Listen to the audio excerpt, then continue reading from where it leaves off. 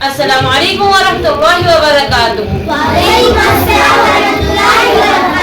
उम्मीद है आप सब खैरियत से होंगे। आज जो हमारा उन्वान है वो है अलिफ का जोड़। क्या है? अलिफ का जोड़। अलिफ का जोड़। शाबाश।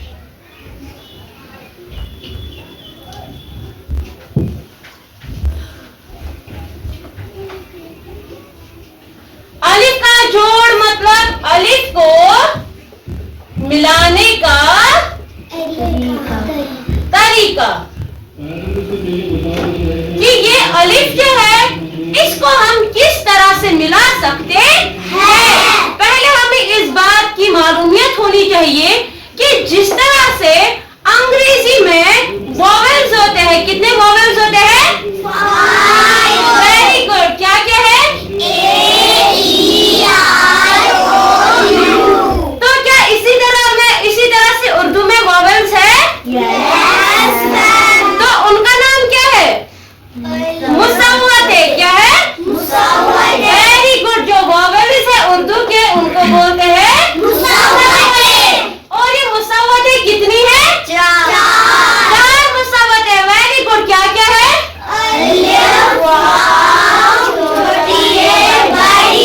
Very good. अलिफ वाव छोटी है, अलिफ वाव छोटी है, बड़ी है। ये चार मुसव्वतें यानी चार वॉवेल्स है उर्दू लैंग्वेज में। यानी कि आधे के इब्तिदाई जो हरूफ है उनके चार मुसव्वतें, चार वॉवेल्स क्या है? अलिफ वाव छोटी है, बड़ी है। लेकिन अब हमें इनकी आवाज भी मालूम होनी चाहिए।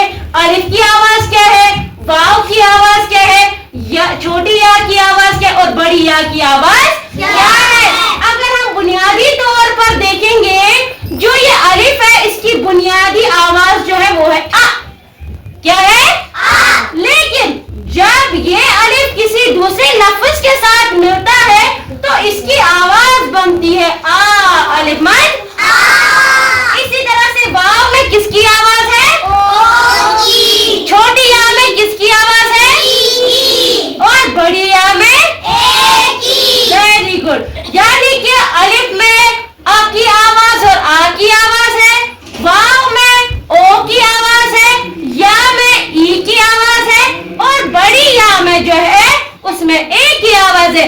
यानी जब भी हम कोई लफ्ज पढ़ते हैं, किसी लफ्ज को हमने पढ़ना होता है उस वक्त इनकी अदायगी इस तरह से निकलती है कि वाव जो जहां कहीं आता है तो ओ की आवाज निकलती है, छोटी या की आती है, छोटी या कहीं आएगी तो ई की आवाज निकलती है और ए जो यहाँ की जो बड़ी है अगर कहीं बड़ी आती है तो वहां पर क्या आवाज निकलती है? ए की। इस तरह से हमें समझ आता है कि कहां पर कौन सा लफ्ज इस्तेमाल हुआ है। जैसे मैं यहाँ पर लिखूंगी मसलन बेला बे। यहाँ पर जो ये है मुझे समझ आ गया यहाँ पर बड़ी ये है क्योंकि इस ये में यहाँ पर ए की आवाज निकल गई। इस ये में यहाँ पर इस ये में कौन सी आवाज निकली? यहाँ पर ए की। इसका मतलब इन्हीं मुसव्वतों का जोड़ हमें अब सीखना है। लेकिन ये पॉसिबल तो नहीं है कि हम एक ही दिन सारी मुसव्वतों का जोड़ सीखेंगे। इसलिए यहाँ पर सबसे पहले अलिफ मुसव्वत आई है। इसका मतलब पहले हम सीखेंगे अलिफ का जोड़। अलिफ का जोड़। अब जोड़ने के लिए हमें क्या होता है? अगर हमने देखा होगा उर्दू में मुकम्मल शक्ल भी आती है और मुख्तसर सूरत भी आती है। आती है बेटा? जैसे बे, पे, डैश। तो इनकी आधी अशकाल भी आती है।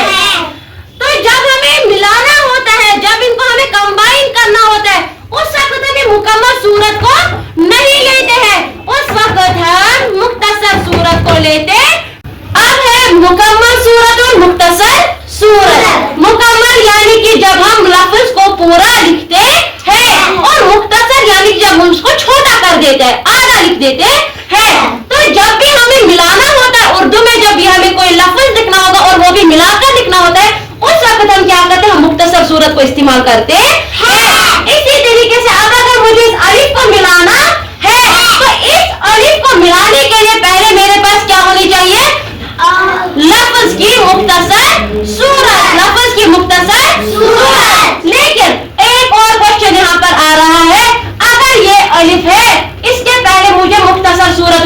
जैसे कि बे है, लेकिन जब मैं इनको बे जमा अलिफ लिखूंगी ये बनेगा बा। तो ये अलिफ यहाँ पर मुकम्मल क्यों आया?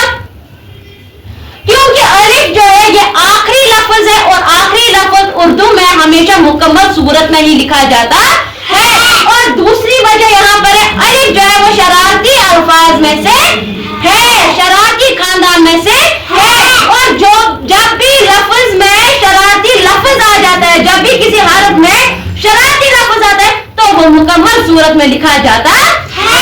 अब हम अपने टॉपिक की तरफ बढ़ते हैं। अब हम यहाँ पर अब सीखेंगे अपना उन्वान जो है हमें अलिफ का जोड़। अभी तक हम समझ रहे थे कौन सा लफ्ज किस तरह से मिलता है, किस लफ्ज की क्या आवाज है, और हमने सबसे पहले इस अलिफ को ही क्यों लिया? क्योंकि मुसव्वतों में सबसे पहले क्या आता है? अलिफ आता है। आता है कि नहीं आता है? इसलिए हमने अलिफ की मुसव्वत को चुना और अब हम अलिफ के जोड़ को सीखेंगे। और हमने ये बात भी सीखी कि जब भी हमें कोई लफ्ज मिलाना होता है तो पहला वाला लफ्ज जो है वो आधी शक्ल का होना चाहिए और फिर उसके बाद उसके साथ अलिफ को मिलाना है। जैसे बे जमा अलिफ बा, बे जमा अलिफ दा, बे जमा अलिफ दा, बे जमा अलिफ दा, बे जमा अलिफ दा, से जमा अलिफ। सा। अब से के बाद किसका खानदान आता है? जीम का खानदान आता है। अब जीम की आधी अशकाल जो उनके खानदान में आधी अशकाल आती है उनको लिखना है। जीम जमा अलिफ, ये देखिए पहले हमें जीम की आधी शक्ल बनानी है और सीधा मार्कर को ऊपर करना है और बन गया जा। चे जमा अलिफ शा, बिल्कुल इसी तरीके से। हे जमा अलिफ हा, बिल्कुल हे की आधी शक्ल और इसके साथ अलिफ को मिलाना है। और खे जमा अलिफ हा, खे की आधी शक्ल और अलिफ को मिलाते जाना है। अब यहाँ से आता है दाल और रे का खानदान। कौन सा खानदान आता है? दा, लेकिन ये दाल और रे का खानदान कौन सा खानदान है? शरारती खानदान। क्या है? शरारती खानदान। और जो कि हमें मालूम है कि शरारती खानदान क्या का, शरारती अल्फाज का क्या क्या है कि वो किसी के साथ नहीं मिलते, यानी कि लफ्ज में खलबली मचाते हैं। पीछे वाले के साथ मिलते हैं, आगे वाले के साथ कभी मिलते ही नहीं है। उनकी एक खासियत होती है और वो लफ्ज को बीच में से तोड़ देते हैं और जब भी लिखे जाते हैं तब मोरी सूरत में लिखे जाते हैं। तो इसी तरीके से दाल जमा अलिफ। अब क्योंकि दाल भी शरारती है अलिफ भी शरारती है तो ये दोनों मिल सकते हैं आपस में? बिल्कुल भी नहीं। तो दाल को अलग अलिफ को अलग। इसी के साथ दाल डाल, दाल अलिफ डा, जा जमा अलिफ जा, अब फिर से आ गया रे का खानदान। रे जमा अलिफ रा, से जमा अलिफ दा, दे जमा अलिफ दा, जे जमा अलिफ जा, जे जमा अलिफ। जा। तो हो गया इस खानदान का सिलसिला खत्म। लेकिन यहाँ पर खत्म नहीं होता है, इनके साथ और एक लफ्ज भी है, एक और शरारती लफ्ज भी है और वो क्या है? वाव। वाव जमा अलिफ वाव। तो हो गए अलिफ दाल डाल जाल रे डे जे से वाव। ये सारे क्या है? शरारती लो, शरारती लो। तो इसी तरीके से आप जिस तरह से हमने यहाँ से आधी अशकाल आई, आप यहाँ से फिर से आधी अशकाल आ जाएंगी और सारा जो अलिफ का जोड़ है वो मुकम्मल हो जाएगा। अब नजर रखिए, सीन जमा अलिफ सा, देखिए सीन की आधी शक्ल, सीन के दो दांत बनाने और फिर अलिफ को मिलाते जाना है। शीन जमा अलिफ शा, शीन के दो दांत और फिर अलिफ को मिलाते जाना है। सौद जमा अलिफ सा, सौद का आधा हिस्सा और इसके साथ अलिफ को मिलाना है। ज़ौद जमा अलिफ जा, ज़ौद का आधा हिस्सा और अलिफ को मिलाना है। अब शीन शीन सौद ज़ौद तोय। अगर कि ये तोय जो है ये मुकम्मल सूरत में भी इसी तरह से लिखा जाता है और आधी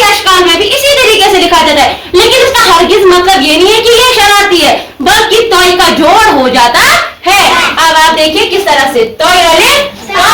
पहले तोय को लिखेंगे और थोड़ा सा खींचकर अलिफ लाएंगे, बन गया जोड़। इसी तरीके से जोय, जोय जमा अलिफ जो। अब है आइन और है गाइन, आइन और आइन जमा अलिफ आ और गाइन जमा अलिफ गा। देखिए इस तरह से हमने गाइन की आधी शक्ल बनाई और इसके साथ अलिफ को मिलाते जाना है। आइन गाइन फा फे कॉफ। अब क्या है? इसी तरीके से फे जमा अलिफ फा, फे जमा अलिफ कॉफ जमा अलिफ। अब यहां पर आता है कीफ और गाफ। अगर हमने देखा होगा कि कीफ की आधी शक्ल जो है वो इस तरह से है और गाफ की इस तरह से है कि नहीं है, लेकिन जब इसके साथ अलिफ को मिलाना होता है, खासकर अलिफ, खासकर अलिफ, अलिफ को जब हमें मिलाना होता है कीफ गाफ के साथ, तो हम ये वाला कीफ नहीं लिख सकते हैं, ये वाला कीफ नहीं लिख सकते, क्योंकि अगर हमने ये वाला लिखा तो ये कुछ इस तरह से बनेगा, जो कि बिल्कुल गलत है, जो कि बिल्कुल गलत है। इसके लिए हमें क्या करना है? कीफ और गाफ की और भी एक आधी शक्ल है, और वो कैसी है? इस तरह की, और गाफ की इस तरह की है। ठीक है, अभी इसके साथ अलिफ को हमने मिलाया नहीं है, ये कीफ और गाफ की और एक आधी शक्ल है, जो किसके साथ मुख्तस है? अलिफ के साथ। जो किसके साथ मुख्तस है? अलिफ के साथ। तो इस तरह से हम लगाएंगे कीफ अलिफ का, कीफ जमा अलिफ का। अब आप बच्चों को डिफिकल्टी होती है कि हमें ये नहीं आता, आप लोग अक्सर भूल जाते हो, तो इसके लिए एक ट्रिक है। क्या है? मैथ्स में हम 6 लिखते हैं ना बेटा, तो लिख दिया 6 और 6 के साथ आधी कश डाली है, बन गया का। इजी लग रहा है ना फॉर्मूला? तो इसी के साथ गाफ की भी सेम फॉर्मूला लगती है, 6 पहले बनाना है और फिर 2 कश डाली है, बन गया। तो कितना इजी मेथड है ये। लेकिन इस तरह का कीफ और गाफ जब हमें लिखना होता है, ये सिर्फ अलिफ के साथ मुख्तस है। जब हम वाव का जोड़ पढ़ेंगे उस वक्त मैं आपको फिर से इनकी दूसरी शक्ल दिखाऊंगी। यहाँ जिस टाइम पर हम या का, छोटी या का जोड़ और बड़ी या का जोड़ पढ़ेंगे, उस वक्त मैं आपको दिखाऊंगी कि इनकी दूसरी शक्ल किस तरह से लिखी जाती है। अब आगे बढ़ते हैं, लाम जमा अलिफ ला। अब लाम में मिलाना है आपको अलिफ। ये लाम की आधी शक्ल तो आ रही है, लेकिन इसमें अलिफ को मिलाना है, तो हम ये साइड में नहीं मिला सकते, बल्कि इसको बीच में डालना है, तो बनेगा ला। मीम जमा अलिफ। हाँ, यहाँ पर एक और क्वेश्चन है, जब हम मीम को मुकम्मल सूरत में लिखते हैं तो इसका सर कहाँ जाता है? ऊपर की तरफ। लेकिन जब इसी मीम को हम मुख्तसर सूरत में लिखते हैं तो उस वक्त इस मीम का सर कहाँ जाता है? नीचे जाता है। मीम अलिफ मा, नून अलिफ वाव अलिफ, क्योंकि वाव शरारती अल्फाज में आया है, तो वाव हमने कहाँ लिखा? शरारती अल्फाज के ग्रुप में। नून अलिफ ना, वाव अलिफ वाह, है अलिफ हाँ, या जमा या। तो ये सारा जो है, ये सारा बन जाता है अलिफ का जोड़। यानी कि किस तरह से आसानी के साथ हम सीखेंगे कि अलिफ को किसके साथ मिलाना है। लेकिन इस अलिफ को जोड़ने से पहले हमें यह सीखना है कि हुरूफ तहजी की आधी अशकार कैसी होती है। सबसे पहले हमें आधी अशकार को सीखना है। जब हमारे जहन में वो बैठ जाएगा, उसके बाद ये स्टेप हम ले सकते हैं। यानी कि जोड़ हम तभी ले सकते हैं जब हमें आधी अशकार समझ में आई हो, जब हमें वो लिखनी आती हो। मैं उम्मीद करती हूँ कि ये जो उन्वान था अलिफ का जोड़, आज का दर्स आपको बखूबी समझ आया होगा। अगर आज तक आप लोगों को कोई भी डिफिकल्टी रही होगी इसको सीखने में, कहीं पर भी कोई भी कोताही रही होगी, उम्मीद करती हूँ कि ये जो वीडियो मैंने आज बनाया है इसके जरिए से आपको समझ आया होगा। ये जो मैंने लेक्चर यहाँ पर डिलीवर किया, इसके जरिए से आपको समझ आएगा